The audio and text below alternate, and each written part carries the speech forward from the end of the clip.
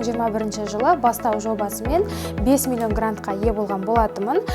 Ол жобада менің ерекшелігім осындай қазақша киімдерді, яғни қазақша нақышта заманауи түрде әсемдеп әдемілеу болатын. Үстімде киіп тұрған киімдер және де осы пиджактар, жакеттердің суреттерін қазір мен аппаратпен шығарамын. Яғни сол 5 миллионға мен аппарат алдырттым.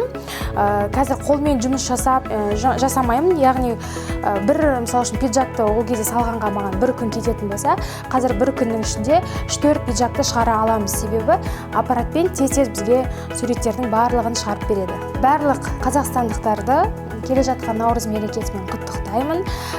Наурызға жете берейік. Әрқашанда осылай еліміз аман, жұртымыз тыныш болсын.